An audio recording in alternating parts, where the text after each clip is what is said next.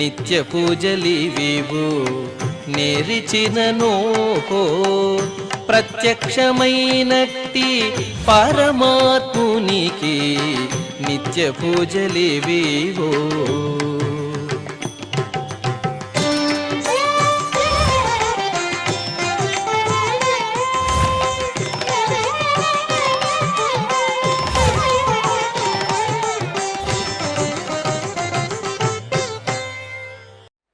ఓం నమో వెంకటేశాయ. ఈరోజు శనివారము, శ్రీ విశ్వావసనామ సంవత్సరము, ఉత్తరాయణము, శిశిర ఋతువు, మాఘమాసము, కృష్ణపక్షము, ద్వాదశి తిథి, పూర్వాషాఢ నక్షత్రము, ఫిబ్రవరి 14, 2026.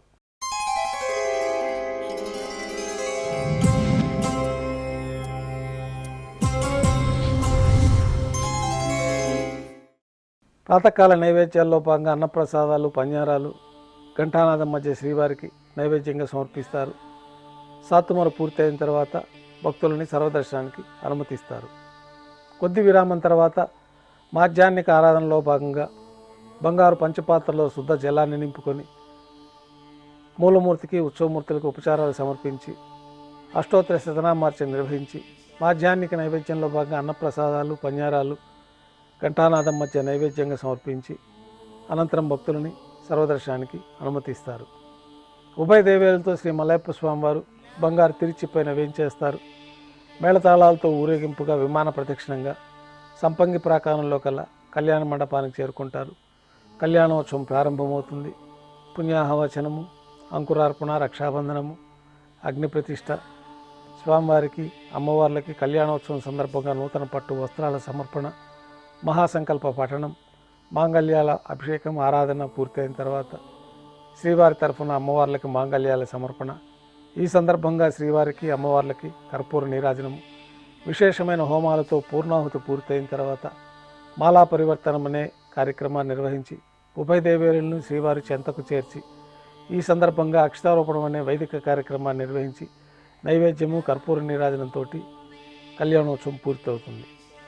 కళ్యాణోత్సవం భక్తుల దర్శనం అనంతరం ఉభయ దేవేలతో శ్రీ మలయప్ప స్వామివారు మేళతాళాలతో ఊరేగింపుగా ధ్వజస్తంభం వద్ద కల అద్దాల మండపానికి చేరుకుంటారు. వేదపారాయణ నడుమ ఊంజల సేవ నిర్వహించి కర్పూర నీరాజన సమర్పణతోటి ఊంజల సేవ పూర్తవుతుంది. ఉభయ దేవేలతో శ్రీ మలయప్ప స్వామివారు మేళతాళాలతో ఊరేగింపుగా ఆలయం వెలుపల కల వైభవోత్సవ మండపానికి చేరుకుంటారు. ఆర్జిత బ్రహ్మోత్సవంలో భాగంగా గరుడ వాహనంపైన శ్రీ మలయప్ప స్వామివారు వేంచేస్తారు. కర్పూర నీరాజనంతో గరుడ వాహన సేవ పూర్తవుతుంది.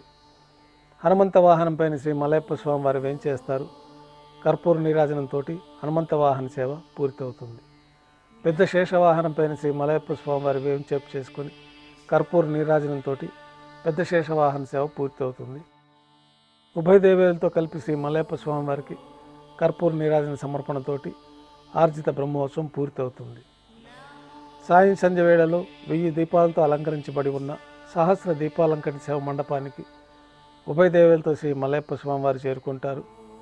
వేదం, గానం, నాదం నడుమ సహస్ర దీపాలంకరణ సేవ నిర్వహించి నక్షత్ర నీరాజనము, కర్పూర నీరాజన సమర్పణతోటి దీపాలంకరణ సేవ పూర్తవుతుంది.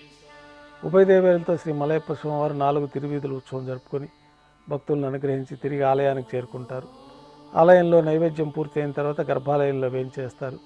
వెంటనే రాత్రి తోమాల సేవ ప్రారంభమవుతుంది. ఉదయం సమర్పించిన పుష్పమాలికలన్నీ చల్లింపు చేసుకొని గర్భాలయాన్ని శుద్ధి చేసుకొని బంగారు పంచపాత్రలో శుద్ధ తోయాన్ని నింపుకొని శ్రీవైకానస భగవశాస్త్రోక్తమైన విధానంలో దేవతామూర్తులందరికీ ఉపచారాలు సమర్పించి కొత్త పుష్పమాలికలతో మూలమూర్తికి, ఉత్సవమూర్తులకు అలంకరణ జరిపి చతుర్వేద మంత్రాలతో మంత్రపుష్పాన్ని సమర్పించి నక్షత్ర నీరాజనము, కర్పూర నీరాజనంతో రాత్రి తోమాల సేవ పూర్తవుతుంది. తులసీదళములతో అష్టోత్తర శతనామార్చన నిర్వహించిన తర్వాత రాత్రి నైవేద్యంలో భాగంగా అన్నప్రసాదాలు, పంజారాలు, దోశ, ఘంటానాదం మధ్య శ్రీవారికి నైవేద్యంగా సమర్పించి తిరువీస నైవేద్యం పూర్తయిన తర్వాత భక్తులని సర్వదర్శనానికి అనుమతిస్తారు.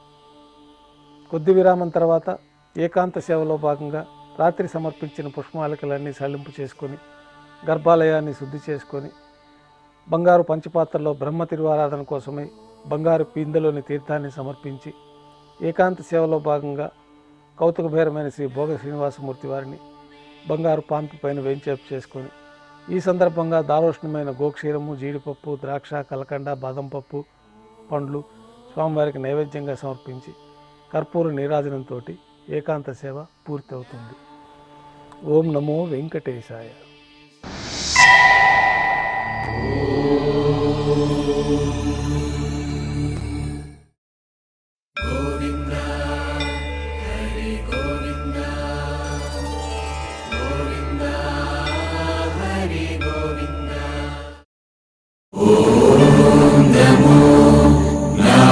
నారాయణాయ